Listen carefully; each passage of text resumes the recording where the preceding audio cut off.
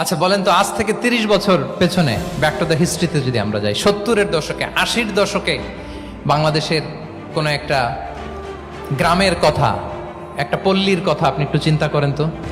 রাত 8টার দিকে, 9টার দিকে আপনি ওই গ্রামের কাউকে খুঁজে পাবেন?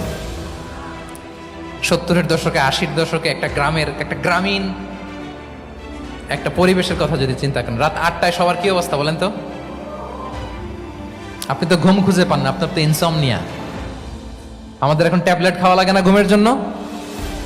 আমাদের তো ইনসমনিয়া হয়ে গেছে এখন। কিন্তু আজ থেকে বেশি দূরে না, 30 বছর আগের একটা গ্রামীণ পরিবেশের রাত 8টার পরিবেশ হচ্ছে সবাই ঘুম। আমরা তারও 2 বা 3 ঘন্টা পরে ডিনার করব, কিন্তু ওনাদের মাগরিবের আগে বা পরে ডিনার করে ফেলছে। এশার নামাজ পড়েই কি 1-2 জন না, পুরো গ্রাম জামাতে ঘুম।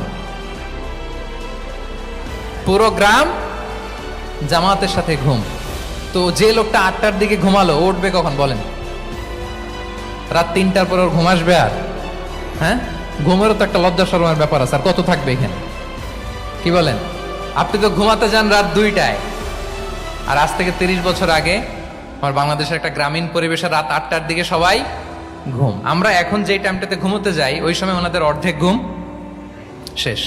ফজরের নামাজ পড়ে আমাদের বাপ চাচারা কি করতো? হ্যাঁ, একটু ব্যাক টু দ্য হিস্ট্রিতে তাকান না। ফজরের নামাজ পড়ে এক বল পান্তা ভাত খাইতো। আমরা তো এখন এতটুক খাইলে আমাদের এটা বার্ন করার জন্য দৌড়াইতে হয় 5 কিলো, জিমনেশিয়ামে যাইতে হয়, কত আয়োজন, কত ওয়ার্কআউট করা লাগে।